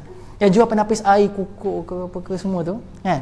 Kadang-kadang dia pun menawarkan kepada kita tu macam sambil lewa je kadang kan. Memang dia pun nak customer. Tapi, bang berapa saya bang? Lepas tu dah. Kita pun berlalu pergi. Tapi tidak ada tarikan. Bayangkan tiba penapis air, terpancur air. Kan? Ada tapisan, nampak ada demonstration. Orang pun nak pergi. Kan? Orang pun nak pergi. Tetapi, bila time Allah cerita bab syurga teman sekalian, Allah tak cerita macam tawaran yang macam kamu nak, tak nak, terpulang. No. Allah nak biar kita, bila kita baca ayat tu, memang aku nak sangat benda ni. We have no choice melainkan aku nak benda ni. Macam kita dekat pasar raya tu, bila orang tawarkan sesuatu, kita ada pilihan nak ke tidak. Tapi bila Allah sebut benda ni, sampai tahap kita tak ada choice melainkan kata, yes, I want this. Saya nak benda ni. Perhatikan bahasa Allah sekalian. First kali Allah kata, anna lahum jannatin tajri min tahtihal anhar. First, Allah kata apa maksud dia kat sini? Dekat syurga ada apa? Jannatin tajri min tahtihal anhar. Ada apa yang mengalir kat bawah tu? Sungai-sungai yang mengalir. Best tak ada benda? Ini saya percaya ramai orang dia tak rasa best lagi bila kata oh sungai mengalir. Sungai mengalir. Dia tak rasa best lagi. Tapi saya akan ceritakan pada anda, mungkin barangkali bertukar persepsi kita tentang kenapa sungai mengalir bawah ni, kita akan kena rasa seronok. Saya nak tanya anda, bila kita pergi bercuti dekat Pulau Langkawi sebagai contoh, ataupun kita naik cruise sebagai contoh, ataupun kita pergi dekat Maldives sebagai contoh, kan? Ada beza tak harga hotel yang bila mana bilik dia ada tingkap menghadap pantai dengan biliknya tidak ada tingkap langsung? Ada beza tak? Ada beza kan? Kalau kita pergi naik cruise sebagai contoh, saya pernah naik cruise, sebab tu cerita naik cruise tu, kan? Naik cruise pelayaran penyucian jiwa Andalusia. Saya tolong promote. Okey. Kan? Cruise pelayaran jiwa ni, saya dapat tengok orang yang tingkat 2 yang tidak ada cermin menghadap ke laut, harganya murah. Tapi orang yang duduk tingkat 8, cruise tu saya takjub juga. Cruise besar tu ada 9 tingkat tau. Tingkat ke-9 tu adalah tingkat untuk pool, swimming pool dan sebagainya, untuk makan-makan dan sebagainya. Tingkat 8 tu subhanallah harga bilik paling mahal. Dan saya pun tak mampu untuk naik tingkat 8 tu, kan? Syurga pula. Kita duduk dekat tempat paling tinggi dan ada pula view, ocean view. Harganya mahal kan? Kan? Kalau hotel, okey, saya bagi contoh kedua pula. Kalau semua hotel tu menghadap ke pantai, mana bilik paling mahal? Bilik bawah sekali ke bilik atas? Sebab bila bilik bawah, anda akan nampak je surface. Tapi bila anda makin tinggi, anda akan nampak lebih banyak pantai dalam masa yang sama. Dia punya whole view, anda akan nampak lebih banyak daripada orang yang duduk kat bawah. So, kalau saya ceritakan pada anda pada hari ini, anda tak rasa macam tempted ke? Kalau kat dunia ni pun anda duduk bekerja bilik yang mahal tu, kenapa tidak dalam syurga? Tempat anda akan duduk, tempat yang anda duduk kerja yang mahal kat dunia ni. First, anda akan faham betapa indahnya syurga. Sebab anda dapat satu view yang sangat dahsyat. Yang kedua adalah Allah nak menggambarkan kita dekat syurga ni, kita tu ni tersangat kaya. Sebab dekat dunia ni, orang yang kaya je mampu duduk dekat tingkat atas ni. Kan? Luxury kan? Orang yang kaya sahaja yang mampu untuk naik cruise tingkat 8, duduk kat tingkat 8 tu. Yang biliknya lebih besar. So Allah bukan sekadar nak bagi tahu betapa indahnya syurga, tapi Allah nak bagi tahu at the same time, kamu dalam syurga nanti kamu akan kaya raya gila. Gitu. Sebab orang yang kaya je akan dapat view macam ni. Macam tadi mungkin tak rasa kan, sekarang rasa kan? So ini gambaran. Kat syurga, kat dunia ni punyalah kita bekerja nak bilik tepi tingkap, tepi pantai kan. Sebab kita dapat keindahan. Dan saya tak pelik kenapa banyak hotel mereka menggunakan tawaran sebegitu. Bila bilik tinggi, bila yang bilik menghadap pantai, mereka naikkan harga. Sebab mereka inspired dengan ayat ni kot saya rasa. Mereka terinspirasi dengan ayat ni. Anda bayangkan, hotel bukan Islam pun, hotel Muslim ke, hotel non-Muslim ke, mereka buat benda yang sama. Hotel Muslim pun, mereka kata ocean view mahal. Hotel non-Muslim pun, hotel bilik yang ocean view lebih mahal. Nampak tak? Maka kita kena rasa untung. Tawaran pertama. So, happy? First offer daripada Allah adalah kamu yang beriman dan beramal soleh. Syarat dia kena beramal soleh, bukan sekadar beriman. Beramal soleh, kamu akan dapat satu syurga yang di bawahnya mengalir sungai yang berderas. Tajri ni deras, dia berlari. Dia bukan sekadar mengalir, tetapi dia mengalir dengan deras. Kan kita dengar bunyi air, Allah, temptednya. Allah menyampaikan dalam bahasa emosi tau. Anda bayangkan, cuba just imagine syurga yang bunyi air, deruan-deruan air, subhanallah, seronok kan? Kita rasa macam indah kan? Okey, kedua. Level 1. Level 2. Allah kata, kullama ruziqu minha min thamarat. rizqan qalu hadzal ladzi ruziqna min qabl. Saya gunakan dalam bahasa nada yang betul. Anda baca Quran tak akan buat nada macam tu kan? Tapi saya buat dalam nada yang mungkin anda akan lebih menjiwai ayat ni. Kullama ruziqu minha min samaratin rizqan qalu hadzal ladzi ruziqna min qabl. Cerita yang pasal apa? Dalam syurga tu mereka ini akan diberikan buah-buahan, samarat, rizqan. Qalu, dan apa respon mereka ngap buah-buahan ni? Qalu hadzal ladzi ruziqna min qabl. Dia kata, bukan ke buah yang aku makan ni macam sama kat dunia dulu? Dan ada orang berprasangka, mereka katakan, tak ada bezalah syurga dengan dunia. Makan durian kat dunia sama dengan durian kat syurga. Makan buah apple kat dunia sama dengan buah apple kat dalam syurga. Ya ke macam tu tafsirannya? Tidak. Sebab ayat ini menggambarkan dunia ini tidak ada konsistensi. Saya nak tanya anda makan buah durian hari ini sama tak dengan anda makan buah durian pada esok hari? Anda beli buah durian sebiji, esok anda beli durian, anda expect nak dapatkan rasa yang sama. Anda akan dapat ke? Barangkali anda kena 2-3 kali test baru akan dapatkan lebih kurang sama, tapi tak sama. Kan? Anda makan kedai tom yum tersohor dalam dunia ni. Anda makan hari ni, anda rasa tom yum dia sedap. Betul? Bahasa anak muda. Menyengat. Nak kata dia punya tom yum tu, kalau bahasa Kelantan ni, dia nyakuk. Makan tu rasa tak nak keluar daripada kedai sebab nyakuk sangat. Kalau boleh sudu tu nak pisah dengan mangkuk tu tak boleh, nyakuk. Boleh kita belajar bahasa Kelantan sikit hari ni. So dia nyakuk. Tapi anda pun duk recommend kawan-kawan anda, tiba-tiba anda makan tom yum ni sedap sebab ini kedai paling sedap dalam dunia ni, saya makan tom yum. Tiba-tiba balik daripada kawan anda pergi makan tom yum pada esok hari, tiba kata tak sedap Pernah tak situasi ni berlaku? Anda punyalah makan kedai tu rasa macam sedapnya. Tiba anda recommend pada kawan anda, esok kawan anda pergi, tiba-tiba kata tak sedap Bahasa Kelantan kata tak sedap apa? Tak sedap langsung. Tak nyaku kata. Kuih masing ada belakang. Kuih belakang. Gitu. Jadi gini kata. Dak ogok catang gitu. Tak jadi lagi ni kata. Buat apa je lagi ni? Lepas tu dia pun pergi try sekali lagi. Tiba-tiba dia kata, lah tak sama macam first time aku cuba. Anda pernah alami situasi ni? Anda makan apa lagi? Akok. Kelantan Anda makan akok. Tiba-tiba hari ni lembut. Esok-esok tu kuih telur. Tak rasa. Kuih manis semua ada berlaku. Jadi jadi macam tak kena gitu. Sebab dekat dunia ni memang tidak ada konsistensi. Tetapi dalam syurga, yang kamu duk rasa sedap tu, esok pun rasa sama, lusa pun rasa sama, minggu depan pun rasa sama. Itu gambarannya. Dia tak pernah rasa esok rasa lain pula. Dia tak ada gitu. Dia esok pun rasa sama, lusa rasa sama, dia konsisten rasa sedap. Macam. So nak katanya kat dunia ni, kita boleh kata esok lepas dah terkena sekali tak sedap tu, tak nak makan dah lah kedai sini, makan kedai lain pula. Lepas tu bila makan kedai lain, ni pula sedap. Lepas tu terus sekali, tak sedap pula, try pula kedai lain. Kan? Sebab dunia ni menjadikan tidak konsisten. Tapi dalam syurga, Allah kata konsisten rasa dia. Kamu makan hari ni sama rasa sedap, esok pun akan rasa sedap, lusa pun akan rasa sedap, sampai bila-bila pun akan rasa sedap. So kamu tidak akan ada prasangka pada buah tu yang aku telah rezekikan. Walaupun kamu rasa sama, kamu tengok benda tu sama, tapi hakikatnya dia tak sama. Dia seakan-akan sama, tetapi keenakan dia, kepuasan dia lebih dahsyat daripada apa benda kamu makan kat dunia.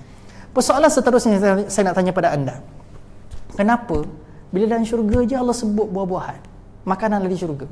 Saya dah cerita dulu kat sini. Makanan dari syurga je mesti pasal buah. Ada cerita pasal kencok dalam Quran.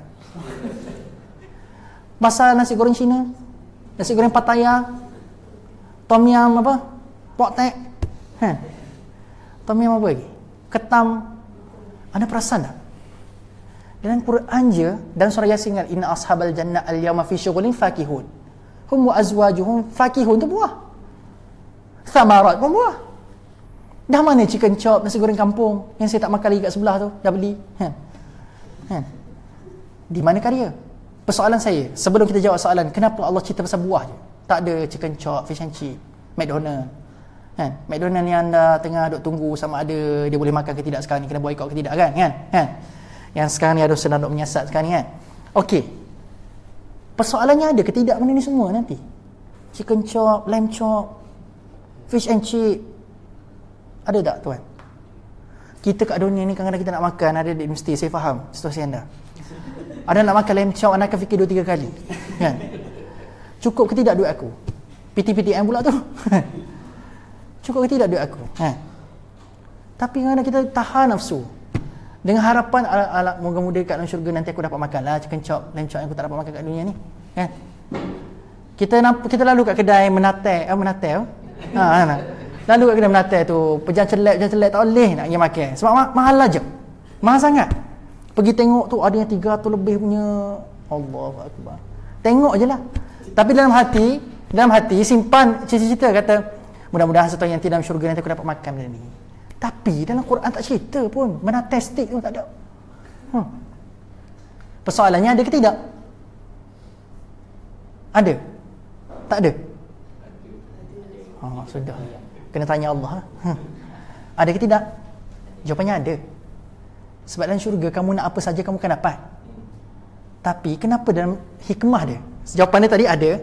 Kenapa hikmah dalam syurga Allah cerita pasal buah je? Tak cerita pasal fish and chip, chicken chop yang anda semua teringinkan sangat. Sebab apa?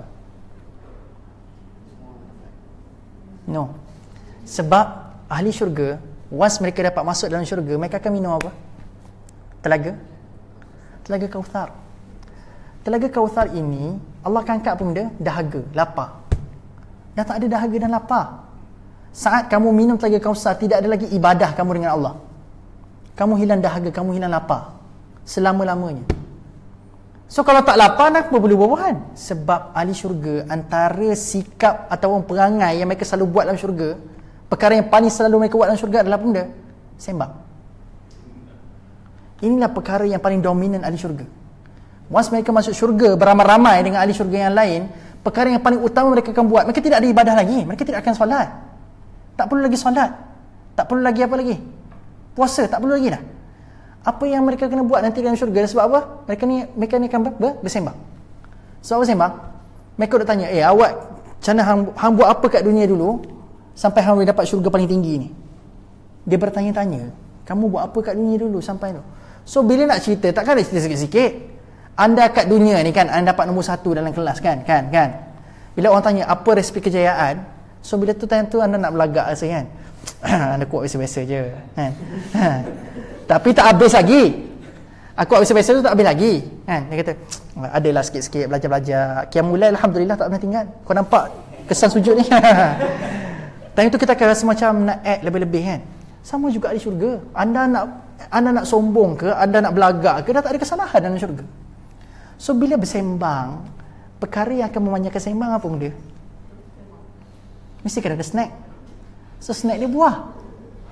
Sebab amalan yang dominan di syurga, mereka ni bersembang.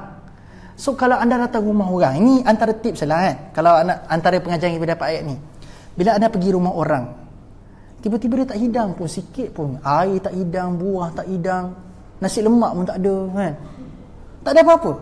So kena faham, bagi tuan rumah, dia mungkin kata balik cepat sikit. Aku tak hidang air tu, balik cepat-cepat sikit lah. Ada tekak kering tu, balik cepat sikit. Barangkali kan, kurang-kurang kita hidang kosong kan, ataupun kurang kita tanya kan, nak hidang apa, nak sejuk ke air panas kan, paling kurang kita tanya macam tu kan. Ni tanya pun tidak kan. Fahamlah kita balik cepat-cepat sikit, aku dah hal ni kan. Tapi kalau kita pergi rumah orang, subhanallah, datang-datang rumah orang tu, sampai je tiba-tiba nampak ada buah pek, buah dah. Sampai ada air, dimulakan dengan air. Tiba-tiba ada puding roti pula tu, ada karamel, subhanallah, lapar. Ada karamel, subhanallah, pembuka bicara kan, manis mulut, ada buah pisang, subhanallah. And then dia kata, ini bau muqaddimah.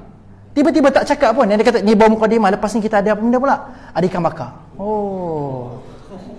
Ikan bakar sama petai tu, anak ikan bakar, subhanallah. Dia kata anak ikan bakar pula lepas ni. So bila anak ikan bakar, dia kata belum lagi, lepas ni kita ada buah pula. Dia buat ice blended, subhanallah, dia buat untuk kita kan, buah-buahan tu. Fahamlah kita, dia kata benda stay sini sehari sebab esok pagi pula kita makan nasi lemak pula, dia kata. Tidur sini malam ni.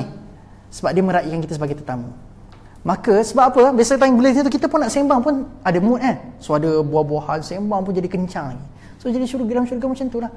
Sebab bila ada buah-buahan, dia jadi kencang sembang. Dia kencang sembang. Oh, aku buat benda ni kat dunia dulu. Hang dia buat ke? Tak ada buat ke? Macam kita duk sembang masa tu. So ini gambaran dia ahli syurga. Okey. Wa tubi mutasyabiha wa lahum fiha. So tadi kedua, and then Allah Maha tahu. Allah Maha tahu. Pertama barangkali ada orang yang tak rasa tempted, tak rasa tergoda pun dengan Allah. Apa ada sungai mengalir kat bawah. Nothing. Lepas tu ada buah. Buah je kan. Tapi Allah tahu macam mana nak tutup cerita ni. Allah tahu macam mana nak tutup cerita ni sampai at least ada satu benda yang akan sakut pada kamu yang menyebabkan kamu kata okay, so ini syurga. Allah tutup dengan apa? Walahum fiha azwajum mutahhar wa hum fiha khalidun. Allah kata, Allah tutup dengan dekat dalam syurga nanti ada azwaj, isteri-isteri, bukan zaujah. Remember, Allah tak kata walahum fiha zaujatun mutahhar. Allah kata azwaj. Azwaj ni apa maksud dia? Jamak. Bukan seorang, tapi banyak. Okey? Azwaj mutahharah. Kenapa tiba-tiba azwaj, tiba-tiba kat sini jadi mutahharah? Jadi seorang. Azwaj ni jamak. Mutahharah ni mufrad. Kenapa? Sebab Allah nak kata zaujah yang ramai ni, azwaj yang ramai ni, every single person suci dan bersih. Kalau kata azwajul mutahharun, mutahharna ataupun dia jamak kepada perempuan, maka barangkali dia ambil 3 orang je yang suci, yang lain tak. Itu. Tapi Allah spesifikkan every single one of them mereka suci. Itu gambaran dia. Saya tak nak cerita lebih, tapi anda boleh faham kot apa yang saya nak sampaikan. Sebab saya pernah buat ceramah surah Ar-Rahman dengan Ustaz Syahari dulu. Saya diberikan slot. Kita buat survey. Kita minta angkat tangan. Masa tu ada audiens lelaki, ada audiens perempuan. Saya senaraikan benda yang sama. Saya letak sungai yang mengalir, buah-buahan, lepas tu letak perempuan yang suci. Anda tahu, vote yang paling tinggi, yang paling menggiurkan orang ramai pun benda. Saya tak letak perempuan yang suci lah, saya letak bidadari. So ada 3 tawaran. Pertama ada sungai yang mengalir, buah-buahan dengan bidadari. Saya kata, okey, manakah paling yang menggiurkan anda, yang paling anda nak sekali dalam syurga? Saya kata, okey, angkat tangan bagi siapa yang suka sungai yang mengalir. Krik, tak ada orang angkat tangan pun. Okey, fine. Buah. Tiba-tiba, dia orang tak angkat pun. Tak menggiurkan. Tapi ada dah 2-3 ketul yang angkat tangan. Sebab dia rasa buah tu mungkin sedap. Kan? Sebab dia pencinta buah-buahan tempatan. Barangkali. Kan? Tetapi, bila sebut yang ketiga ni, bidadari. Wong. Semua kan? Semua suka. Kenapa Allah tak sebut bidadari dalam ni? Soalan untuk perempuan. Bidadari, tawaran dalam Quran banyak sangat. Tapi pasal untuk perempuan, pasangan dia Allah tak cerita pun dalam Quran. Sebab apa? Allah tak adil kepada perempuan. Untuk lelaki je ada. Mana puan ya? Ramai orang tanya saya, Allah ni tak adil. Dia kata Allah ada cerita pasal tawaran untuk lelaki je, tapi untuk kami ni, pasangan untuk kami ni mana dalam Quran? Sebab Allah sedang menjaga kamu untuk jadi wanita mulia kat dunia ni. Sebab Allah tahu manusia bernama perempuan ini Allah ciptakan pada dia sifat malu yang tinggi. Maka Allah jaga sifat malu itu dengan Allah ceritakan detail kat dalam Quran. Tapi Allah pula Maha tahu siapakah lelaki. Bila sebut bab ni je semua suka. Lelaki terutamanya. Bila sebut bab perempuan semua suka, terutamanya lelaki. Betul tak? Buat ni. Okey. Jadi so Allah tahu macam mana nak tutup. Oh, kamu tak mungkin tak tempted dengan tawaran apa sungai yang mengalir kat bawah. Mungkin buah pun tak berkesan pada kamu, tapi at least ketiga ni kamu akan sangkut. Kan? And then Allah kata wa hum fiha khalidun. Dan Allah kata kamu akan kekal kat dalamnya selama-lamanya. Kamu akan kekal kat dalam tu selama-lamanya. So nak katanya dengan dunia yang tidak ada konsistensi ni, tapi Allah beri jaminan ke akhirat nanti kamu akan konsisten dan menyebabkan kamu tidak akan rasa boring. So hari ni rasa macam hari ni sedap, esok tak sedap. So kamu akan boring, kamu akan frust. So dalam syurga there are no frustration. Kamu akan sentiasa enjoy dan happy. Dan Allah kata dalam syurga nanti sibuk pula tu enjoy sampai tak ada masa. Kan inna ashabal jannah al-yawma fi syughul. Syughul ni sibuk. Anda tahu tak dalam Quran ada dua perkataan sibuk, iaitu syughul. Yang kedua apa? Sya'nun. Sya'nun pun sibuk, syughul pun sibuk. Apakah beza kedua-dua ni? Allah kata ahli syurga ni sya'nun ke syughul? Syughul. Sya'nun adalah kesibukan yang kita cipta. Tetapi syughul adalah kesibukan yang tidak ada pilihan. Kena buat. You have no choice untuk buat ataupun tidak. Which means sibuk tu bukan pilihan. Dia memang sibuk. Yang memang tercipta untuk kita. Tetapi kalau sya'nun, kesibukan yang tercipta. Tak ada kerja, kita buat kerja, jadi sibuk. Tu sya'nun. Okay? Tapi ahli syurga ni mereka ni syughul. Kesibukan yang tidak ada pilihan. Sibuk apa benda? Sibuk menikmati nikmat-nikmat yang Allah sediakan dalam syurga. Dan tidak ada pilihan melainkan untuk nikmat, enjoy. Kalau kat dunia ni ada benda yang menggiurkan kita, kita ada pilihan nak ke tak nak. Tapi dalam syurga there are no choice. Enjoy. Enjoy, enjoy. There are no non-stoppable enjoy. Tidak ada berhenti. Unstoppable. You can do anything in heaven. Okay? Alhamdulillah. So ini adalah penamat bagi surah hari ini. Dan surah hari ini pula, ayat yang kita akan bincang ini 23 sampai 25. InsyaAllah pada esok hari yang terakhir untuk bulan Disember. Kenapa saya kata terakhir untuk Disember? Sebab tak tahu ada ke tidak untuk dalam bulan Januari. Saya doakan ada, dan saya cuba untuk propose supaya ada. Sebab bulan Januari barangkali dia dah bermula sistem semester untuk mereka yang ingin mendaftar di Tadabbur Center. Tapi insya-Allah kita masih ada lagi meneruskan kelab-kelab cuma. Tapi tak tahu apa tajuk yang kami nak pilih untuk kelab cuma. Okey. Barangkali Tadabbur surah Al-Baqarah ni mungkin inisiatif saya sendiri barangkali. Saya akan buat live di Tadabbur Center ke, tapi bukan kat sini barangkali. Tapi tengok macam mana keadaan. Sebab minggu depan kami retreat, segala-galanya akan diputuskan minggu depan. So sama ada dahsyatnya surah Nur daripada Ustaz Syahri akan diteruskan atau tidak, ataupun Tadabbur surah Al-Baqarah ini akan diteruskan atau tidak, bergantung kepada meeting minggu hadapan. Okey. Cukup sekadar itu. Ada soalan tak? Jika ada nak tanya. Kita ada lebih kurang dalam 8 minit lagi sebelum kita tamat.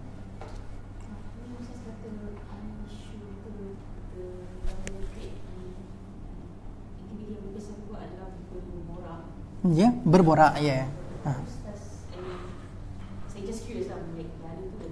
Oh, dia dalil itu daripada mana? Sebabnya, first kali kalau kita buka surah Yasin, kita akan nampak apa yang mereka lakukan. Pertama adalah Allah kata mereka sibuk. So sibuk ni apa benda? Bila mereka sibuk melakukan sesuatu, menikmati sesuatu, tidak ada lain yang tidak bukan adalah untuk menceritakan dia kembali. Sebab banyak ulama pun menafsirkan kenapa buah. Sebab saya dapatkan perkataan sembang ni sebab buah. Kenapa buah?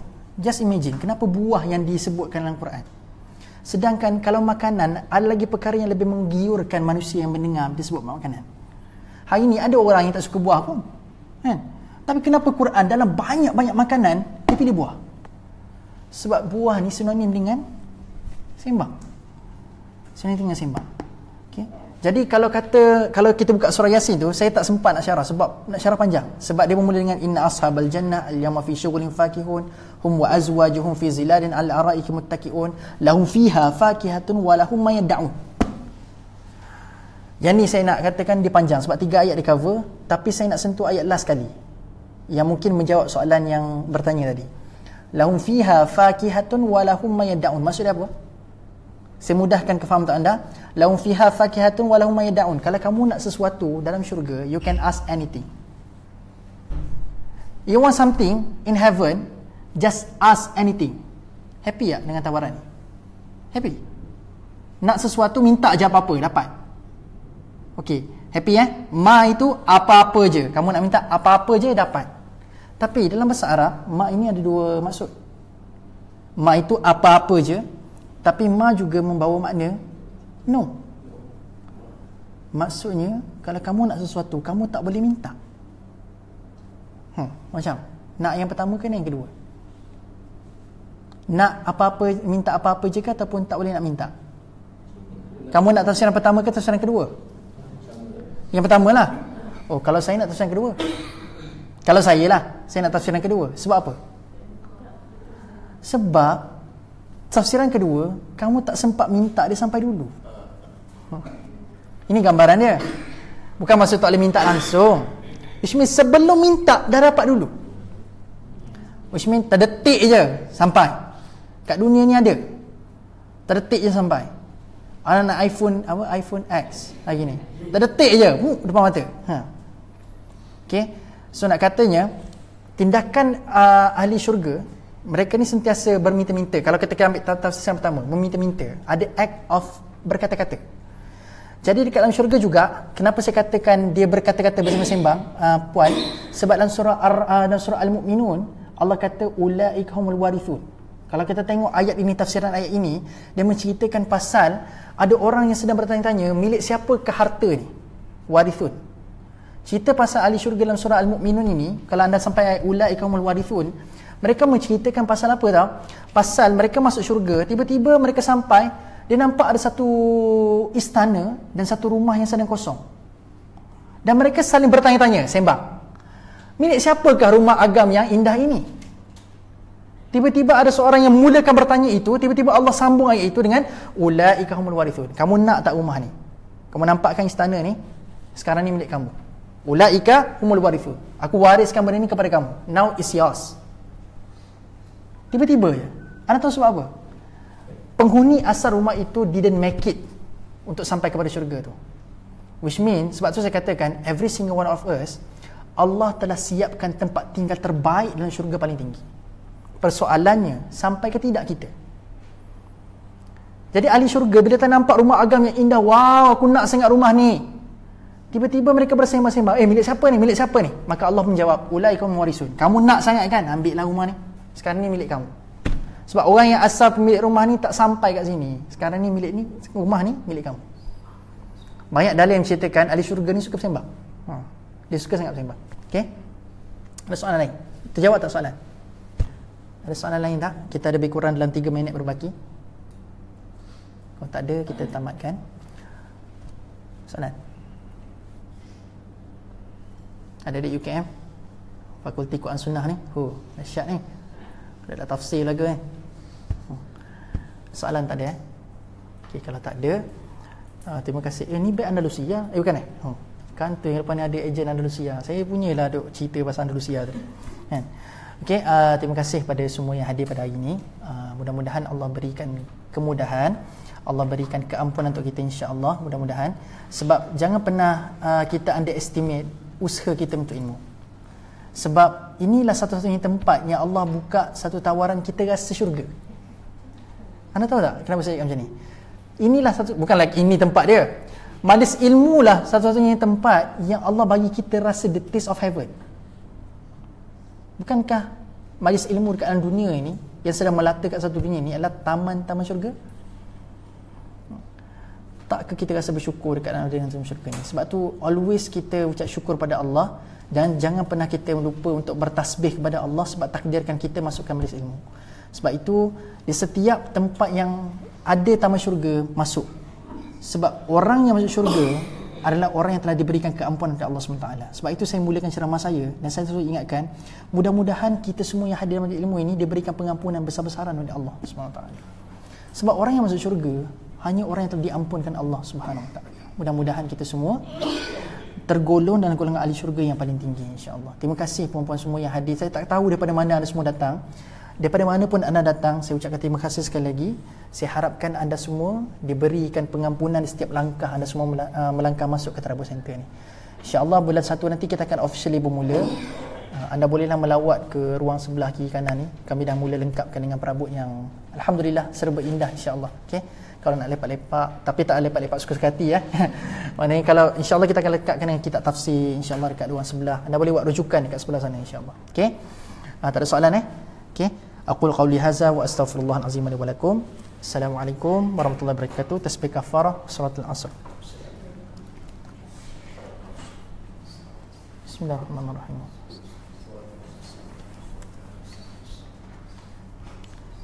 Assalamualaikum warahmatullahi wabarakatuh. Terima kasih sekali Tolong tekankan. Pandai tak? Tekan. Tak boleh.